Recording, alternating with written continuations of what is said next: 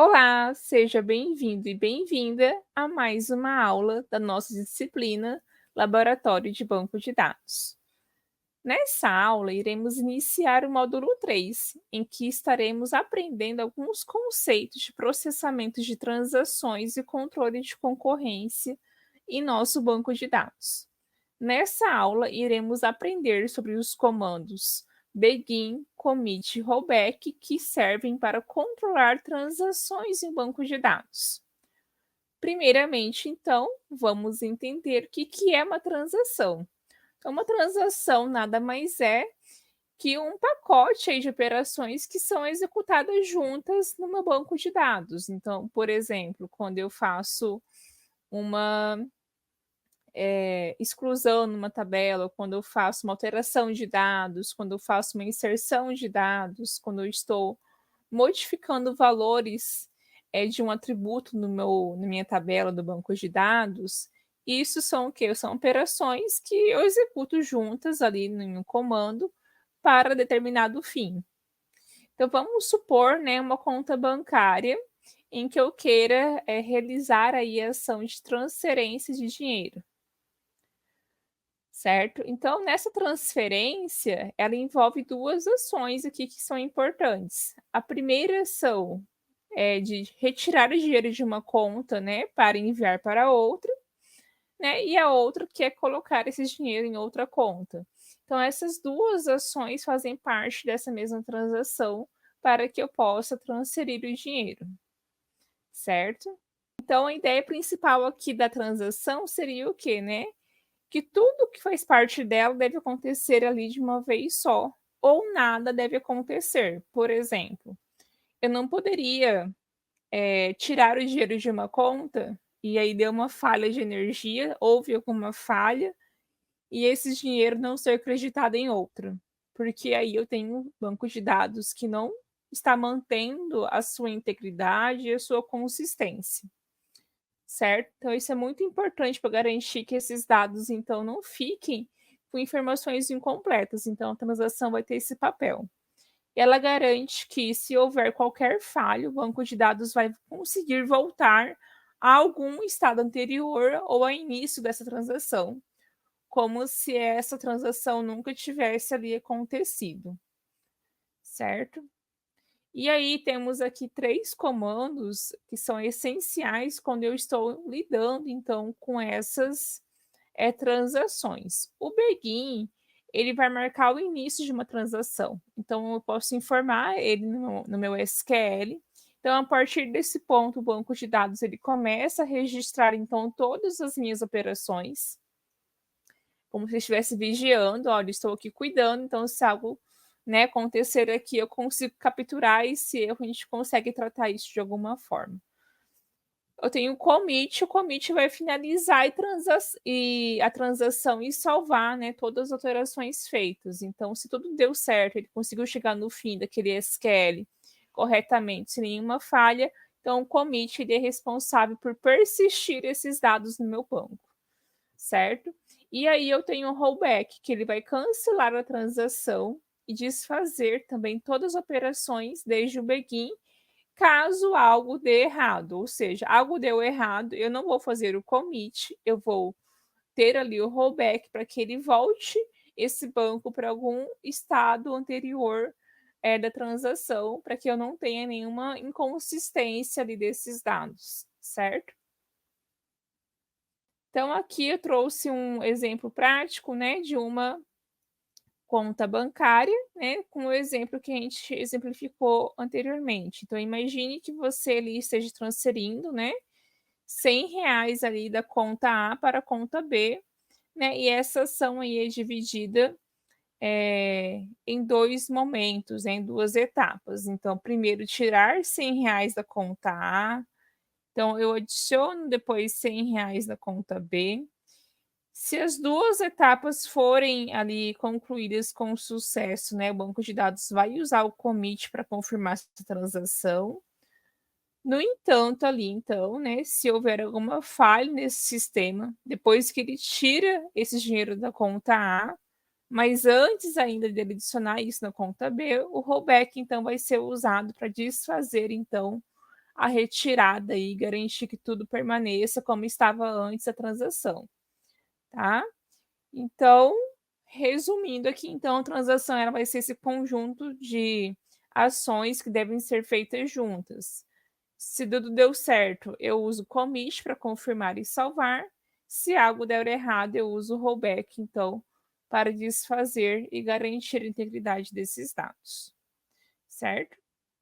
Então, aqui eu tenho um código, né? Que tem aqui o SQL de como é que eu defino, então, essa transação. Então, aqui, vamos supor que eu quero fazer justamente isso. Eu quero atualizar aqui a minha tabela contas, né? Que tem ali o seu atributo saldo, e eu vou diminuir o valor desse saldo no meu banco, né? Da conta A. E eu vou adicionar esses R$ 100 para a conta B, que é a conta que eu estou transferindo. Como é que a gente faria até então? A gente faria essa parte aqui, né, do update aqui que estamos vendo. Mas agora eu consigo inserir aqui o begin, né? Então agora eu coloco essas ações dentro de uma transação para que eu consiga vigiar o que está acontecendo ali. Então, a partir daqui, então, eu consigo verificar. Se algo deu errado nesse processo no meio do caminho, tá? Eu vou conseguir depois aqui colocar o rollback para ele poder voltar para o ponto anterior. Se não, né, eu coloco aqui o commit, né? Se ele conseguiu chegar até aqui, deu tudo certo, aí sim ele vai persistir esses dados no meu banco, tá?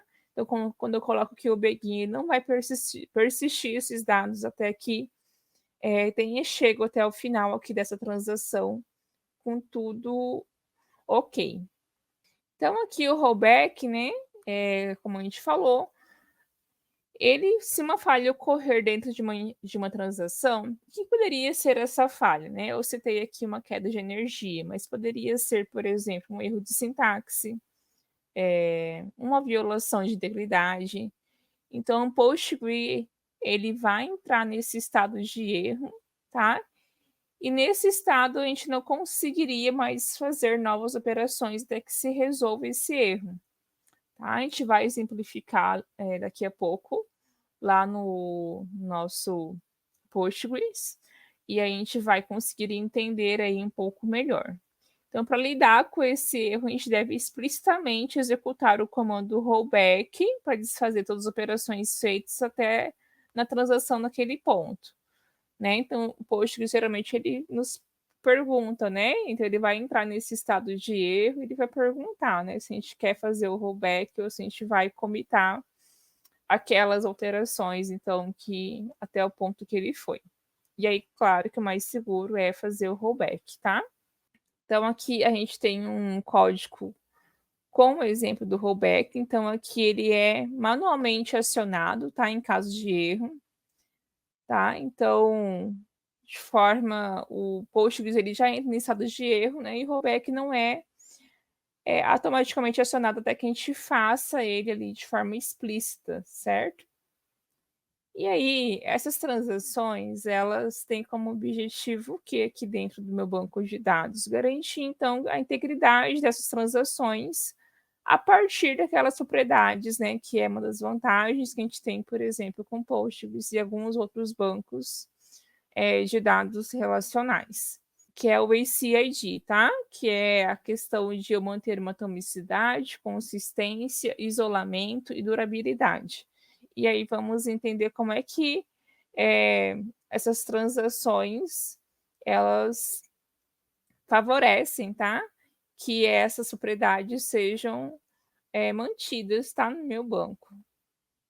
Então, quando eu falo em atomicidade aqui no meu banco de dados, eu estou garantindo, então, que todas as operações de uma transação sejam concluídas com sucesso ou, em caso de falhas, nenhuma delas é aplicada. Então, aqui é todo o conceito do tudo ou nada, né? Então, ou eu persisto, né, aqueles dados de uma operação como um todo, ou eu vou voltar, né, naquele ponto anterior e nada vai ser salvo ali vai persistir naquele banco.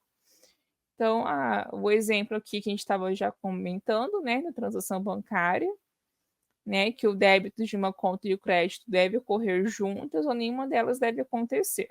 Temos a questão de consistência, que ela garante que qualquer transação, né, leve o banco a um estado, né, consistente a outro estado igualmente consistente, ou seja, todas as regras que eu defini no meu banco, todas as constraints, né, as restrições, elas devem ser respeitadas durante e após aí a execução de uma transação. E se uma transação aí violar qualquer regra de integridade, como por exemplo, tentar inserir dados incompletos, não conformes ali com as constraints, com as restrições que foram colocadas, com as regras, né, ele vai falhar e essa transação vai ser revertida e mantendo a consistência desse banco de dados, certo? Então, aqui eu trouxe um exemplo dentro daquele cenário que nós vimos trabalhando nas aulas anteriores, que é o cenário de uma de matrículas, né, de escolas. Então, imagine que a gente tenha duas tabelas aqui na parte da consistência agora, que é alunos e curso, onde o curso ID na tabela alunos é uma chave estrangeira que deve existir na tabela cursos, né? Então, a consistência garante, né, que eu não consiga inserir um aluno em um curso ali que não existe, que não esteja no meu banco, né? E aí eu faço isso a partir do quê? De uma restrição, certo? Né? Que eu preciso ter essa chave estrangeira, né? Nesse atributo ali da minha tabela, certo? E aí eu tenho a questão do isolamento, que ele garante, então, que todas as operações de uma transação não sejam visíveis para outras transações até que ela seja concluída, impedindo a interferência entre transações aí simultâneas, né? Então, imagine duas pessoas, né, tentando ali modificar o saldo de uma conta ao mesmo tempo, né? Então, por algum motivo, então pensando numa conta empresarial, né, que eu tenho, sei lá, duas pessoas da área financeira fazendo atividades distintas ali, mas alterando o saldo daquela conta, fazendo uma compra, por exemplo, ao mesmo tempo, né, no mesmo momento. Então, o isolamento aqui dentro das minhas transações, ela garante que uma transação não interfira em outra. Então, as duas transações elas são isoladas, né? Então, a transação 2 ela não verá alteração feita, né, pela transação 1, até que essa aí seja confirmada com o commit, certo? Então eu tenho essa garantia, né. Então, o PostgreSQL ele vai gerenciar essa consistência, tá, e o isolamento dessas transações, que controlam, né, a visibilidade, então, de uma para a outra, certo? E aí eu tenho 2 níveis aí principais de isolamentos definidos pelo padrão SQL, tá, que garante aí diferentes graus de consistência durante a execução dessas transações, certo? Que é o serializable, tá, e o ready commit. Então vamos entender cada uma delas. O ready commit, tá, que é a leitura confirmada, é o padrão que a gente tem ali no nosso SQL, né, quando a gente faz uma transação.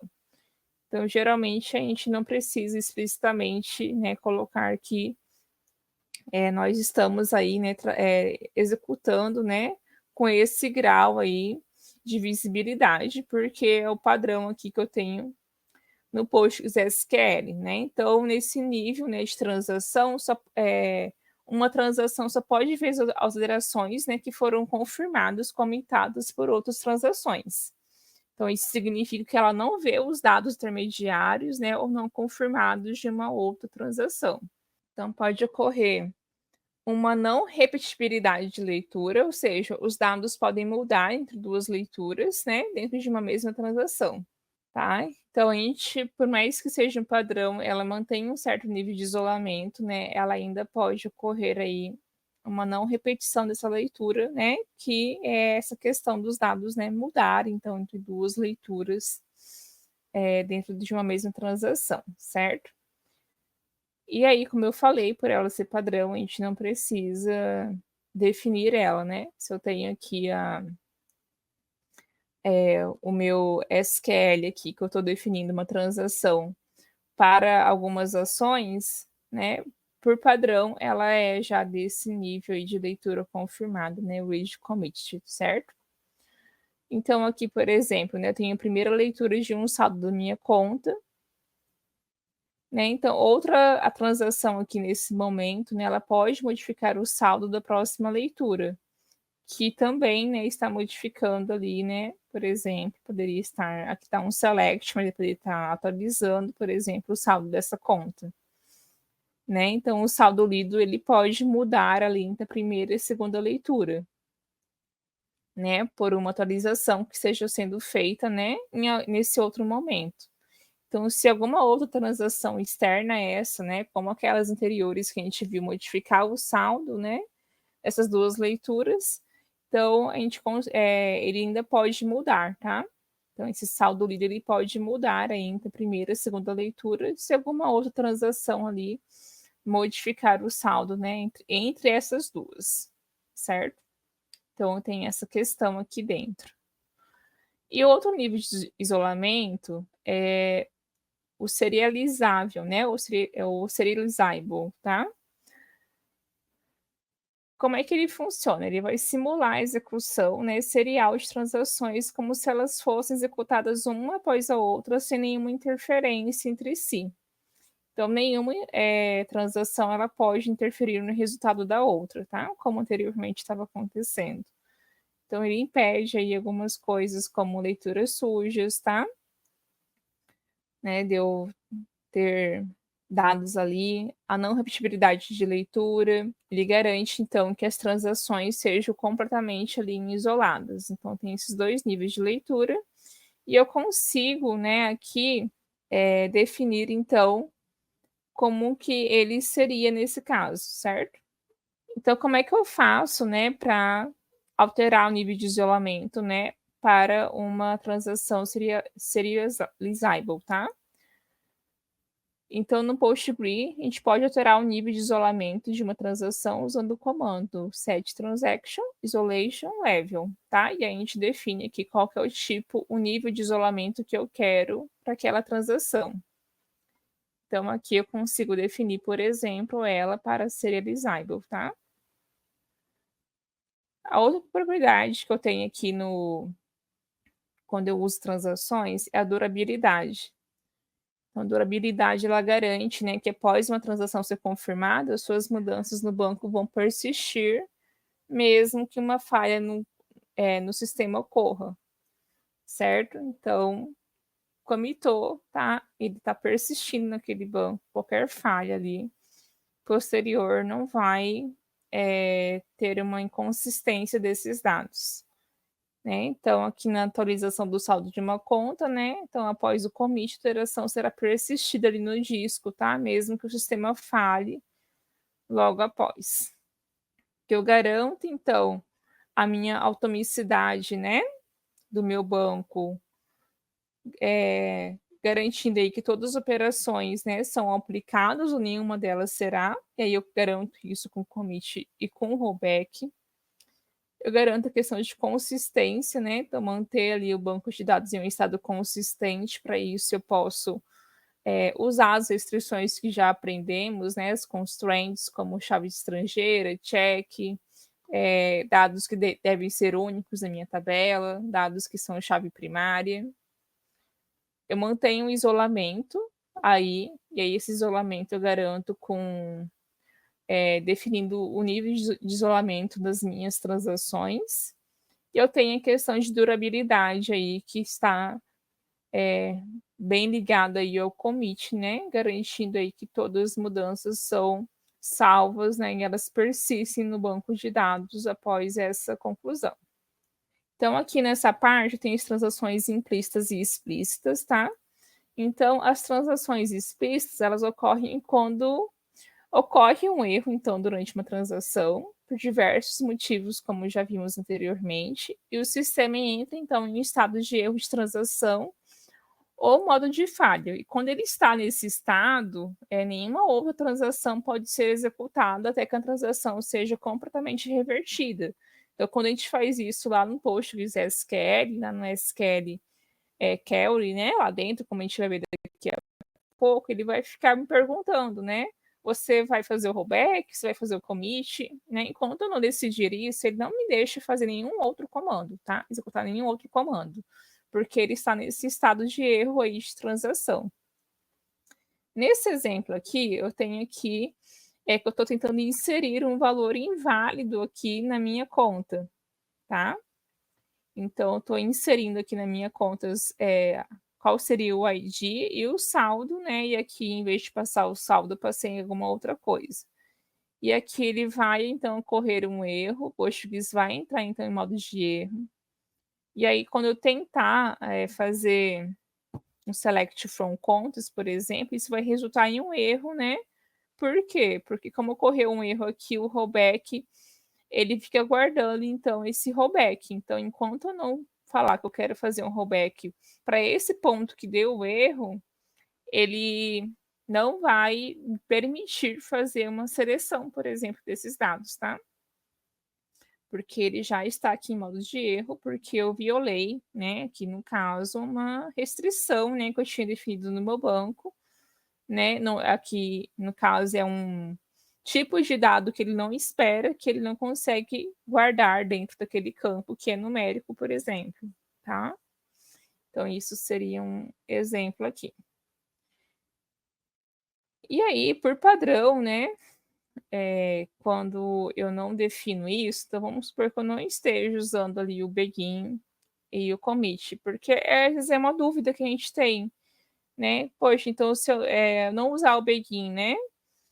O que acontece então? Essas transações elas não são cuidadas? Não, elas são, né? Tanto é que a gente tem as restrições, elas estavam funcionando muito bem até então, né? Mas aí cada comando ali vai ser tratado de forma isolada, né? E após a execução ali bem sucedida de cada comando, as alterações serão salvas ali de forma automática no meu banco, tá?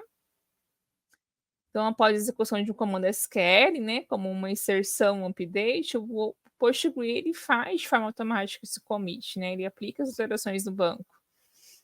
Só que ele não define o ponto, né, de onde é que está começando essas transações, de onde é que está terminando. Então ele faz isso de forma individual ali para cada comando diferente, quando eu de forma explícita eu indico, né, onde começa e onde termina aquela transação, certo? E eu tenho aqui, né, a gente viu que quando a gente coloca o begin, que, né, quando acontece algum erro, ele volta, né, para algum ponto anterior àquela transação. No entanto, às vezes eu não quero voltar no início. Então, por exemplo, deu erro no meio ali da minha inserção, mas eu não quero voltar do início, eu quero voltar a partir de algum ponto. E aí eu posso usar o que a gente vai chamar aqui de save points, que nada mais é que transações que ela traz, a verdade, a questão de transações que são aninhadas, né? Que são, na verdade, transações ali que estão uma dentro da outra, certo? Então, tem sistemas que suportam esse recurso, né? Que cada transação interna pode ser confirmada ou revertida, né? De forma independente, sem afetar outras transações internas ou transação pai. Mas aqui no Postgres SQL, né, esse conceito de transações alinhadas, a gente consegue implementar a partir desse conceito de save points, né? Então, isso oferece, né, uma flexibilidade muito maior, um controle mais refinado, né, sobre esse fluxo de transações. Então, para onde é que ele volta, né, em dado momento? Então, eles são muito úteis quando eu tenho sistemas mais complexos, né, onde pode haver ali múltiplas operações acontecendo ao mesmo tempo, né, e nem todas precisam ser revertidas quando ocorre um erro. Ou não precisa ser revertida até um ponto, até o início, né, daquela transação. Elas não precisam ser revertidas, na verdade, por completo. Então, eu consigo ter essa flexibilidade de dizer, né, qual que serão esses pontos, certo? Então, esses save points, né, nada mais é, então, que controles intermediários dentro da minha transação. né? Então, eles permitem que eu defina alguns marcos, né, durante o processo de execução, né? E se algo der errado depois de um ponto, ele pode voltar apenas até esse ponto, sem ter que reverter todas as operações que ele fez anteriormente, desde o início da transação. E aí, né, como é que o Postgres, né, ele gerencia, então, transações alinhadas com save points, né? Então, a gente consegue controlar, né, blocos de operações dentro de uma transação, então, usando save points para simular, então, essas transações alinhadas. Então, é como se ele permitisse, né, o que a gente vai trazer aqui como um rollback parcial, né? Então, em vez de reverter toda a transação, ele reverte até apenas o último save point, tá? Sem perder aí o progresso anterior do que ele já tinha feito. Então, para mim criar essas save points, eu coloco aqui, tá? Então, crio aqui a save point, e aí vai vir aqui o código, né? E aí, se algo der errado, ele vai chegar aqui no rollback, mas aí eu coloco aqui no rollback, né? Para qual save point ele vai retornar, né? Então, eu não preciso retornar, às vezes, né? O meu código ali como um todo, sim, somente uma parte dele. E aí, usei esse save point, né? No final aqui, eu vou liberar save point na memória, tá? E aqui eu trouxe um exemplo completo, né, usando essas save points. Então, vamos entender aqui cada parte. Né? Então, eu vou iniciar, então, minha transação aqui com begin. Né? Então, isso, de novo, né, significa que todas as operações subsequentes fazem parte dessa transação e elas não vão ser aplicadas de forma permanente até o commit. Então, a primeira transação aqui, ela vai inserir o aluno João no banco de dados, né? O aluno João aí do curso de engenharia. E aí, então, eu vou definir a minha primeira save point, tá? Então, o nome do meu save point eu nomeei aqui como ponto A, né? Então, isso vai marcar aí um ponto de controle na minha operação. Então, depois da inserção da Maria aqui, por exemplo, eu defini agora uma outra save point que é ponto B. E aí eu vou fazer aqui a inserção, então, de um outro aluno, que é o Pedro. E aí aqui no Pedro, por algum motivo, tá, eu não coloquei, já defini as save points anteriores, e aqui no Pedro eu fiz uma entrada de um valor que não é esperado. Por quê? Que infringe, né, uma restrição, uma constraint que eu defini, porque eu tinha definido que curso era um atributo, era um campo ali que não poderia ser nulo. E aí eu passei o null. E aí, se eu não tivesse save points, o que aconteceria aqui? Ele iria reverter toda essa operação. Então, a inserção do João, da Maria, por exemplo, não iria acontecer, porque ele iria reverter tudo. Mas como eu coloquei aqui alguns save points, ele vai só retornar aqui para o último save point que foi definido, certo? Então, só a partir daqui que ele faria aqui o rollback. Então, ele vai reverter aqui até ponto B. Então, o erro você vai ser ignorado e as operações anteriores são mantidas. E aí, eu posso continuar aqui, né, com a inserção do novo aluno. Tá? Então, eu teria aqui um outro insert to. Então, imagine aqui vários insert tos aqui. E aí, eu teria aqui, então, uma continuação do próximo comando, certo?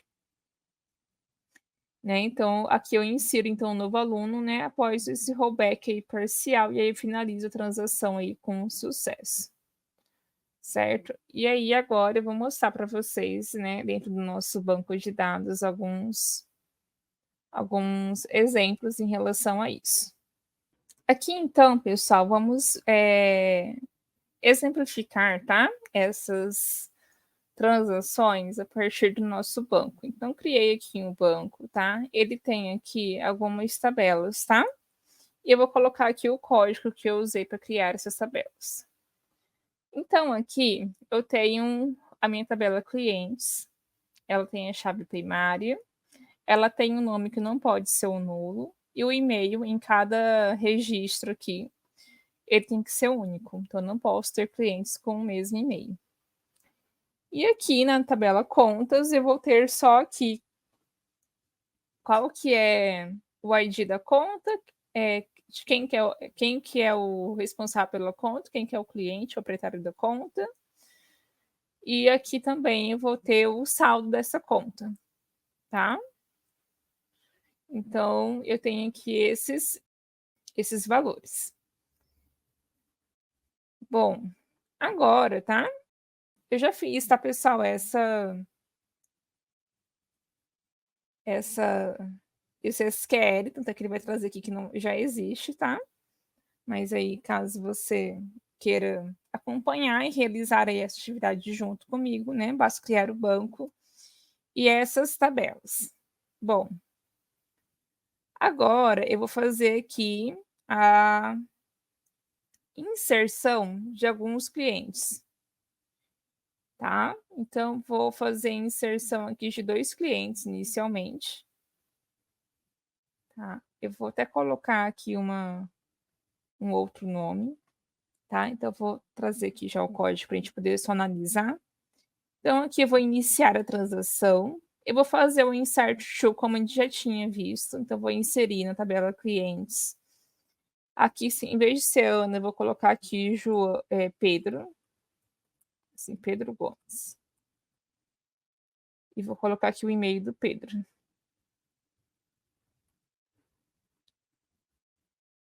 Tá? E eu vou inserir, tá? Aqui, né, uma conta, né, para o cliente que eu acabei de criar, tá? Então, eu vou inserir aqui uma conta para ele e vou fazer aqui o commit. Deu tudo certo, ele já salvou aqui. Eu vou só fazer aqui com vocês a busca, né? Então, vamos ver aqui quais clientes eu já tenho salvo aqui no meu banco, certo? Então, vamos ver aqui o resultado. Então, eu tenho a Ana e eu tenho o Pedro, tá? Aqui tinha alguns anteriores que eu apaguei para a gente poder fazer esse exemplo. E aqui eu vou listar aqui também as contas, de quem são as contas. Então, tem a conta 1, que é da Ana, e a conta 2 aqui, que é do Pedro, certo? E aí, a Ana com menos R$ 500 e o Pedro com R$ 500 aqui na conta, certo? Então, nós temos aqui essas duas partes. O que eu vou fazer agora? Eu vou tentar inserir, agora, de novo, mais 2 clientes. Não vou inserir contas por enquanto. Só que esses 2 clientes que eu vou tentar inserir, os 2 terão o mesmo e-mail, que vai violar uma restrição. Então, veja, eu vou colocar aqui o begin. Estou iniciando uma transação. E aí, vou fazer aqui, ó, insert into clientes, né? Então, eu vou inserir na mesma tabela o Pedro. E aqui vou colocar o Pedro de novo com o mesmo e-mail, tá? E isso vai causar um erro aqui. E se esse erro acontecer, né, as operações são desfeitas ali com rollback, tá? Ó. Então, ele coloca aqui um erro, né? Então, já existe, né? Então, duplicar o valor da chave vai violar a restrição de unicidade, né? Aqui do meu e-mail. Agora, pessoal, se eu tentar fazer um select aqui, pode ser mesmo fora da transação, tá? Até porque quando não define uma transação de forma implícita que o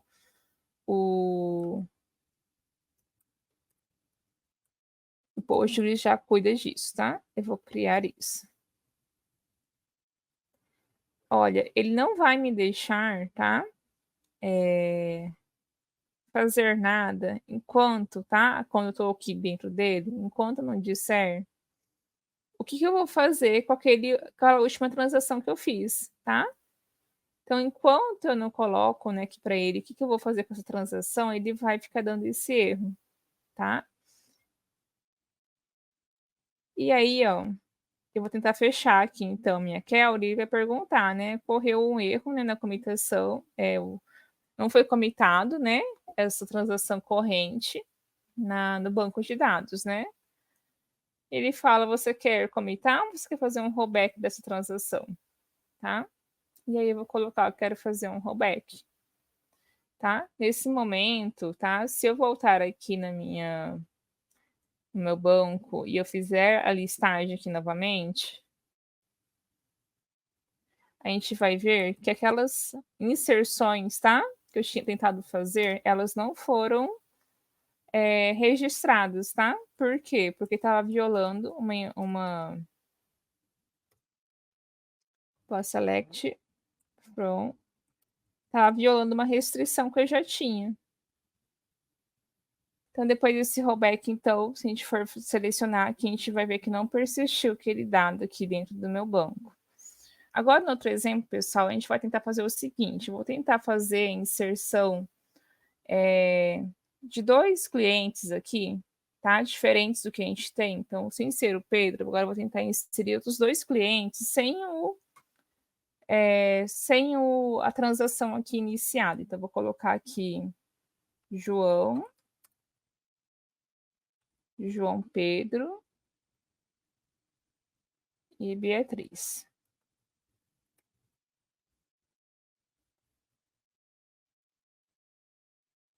Vou deixar só o João Pedro aqui.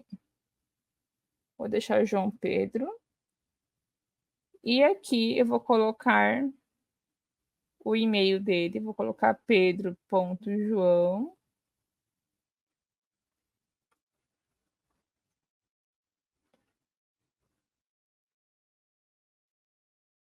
Veja, pessoal, aqui eu já tenho uma restrição. Então, às vezes, não quer dizer que, por eu ter aqui a transação explicitamente iniciada, tá? Ela vai, né? Eu consigo ter uma flexibilidade de dizer até qual ponto ele vai voltar, né? Usando a save points, por exemplo. Mas quando não uso de forma explícita a transação, tá? Essa transação ainda ela é gerenciada pelo meu banco de dados, né? Só que isso às vezes fica um pouco oculto, né? Como é que ele está fazendo essa gerência? Mas as minhas restrições que eu coloquei, elas servem, tá? Para alguma coisa aqui. Elas servem para me dizer o que pode e o que não pode no meu banco. Então, poxa, eu tenho essa restrição de forma implícita para cada comando aqui, o Postgres ele vai fazer automaticamente ali o rollback, né? Não permitindo que seja salvo seja persistido aquele dado porque está violando uma restrição, né? Aqui ele vai falar que já existe eu estou tentando inserir, né, um outro usuário, um outro cliente com o mesmo e-mail. Se eu voltar aqui e eu colocar novamente aqui o clientes, a gente vai ver que ele não deixou, não, ele não foi salvo, tá? Novamente, é diferente se eu tentasse fazer o seguinte: olha, eu vou dar um comando aqui.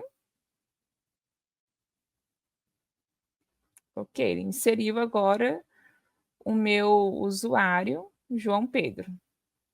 Ele já inseriu aqui o João Pedro. Então, vou só copiar aqui. Vou fazer listagem, João Pedro está aqui. Agora eu vou tentar inserir a Ana, só que com o mesmo e-mail do João Pedro, só para a gente poder ver a diferença. Veja, ele não vai deixar eu inserir aqui a Ana por causa de uma restrição que eu já tenho no meu banco. Então, ele automaticamente volta para um ponto anterior, não persistindo esse dado, porque está violando uma restrição. Então, veja que já há esse gerenciamento aqui, então, de forma implícita dentro do meu Postgres SQL. Né? Mas eu preciso definir, né, até qual ponto ele volta quando eu vou fazer um sistema, por exemplo, porque eu consigo ter esse controle, essa flexibilidade maior, certo? Inclusive, na próxima aula, quando a gente for ver conexão com o banco, a gente vai ver isso na prática, certo?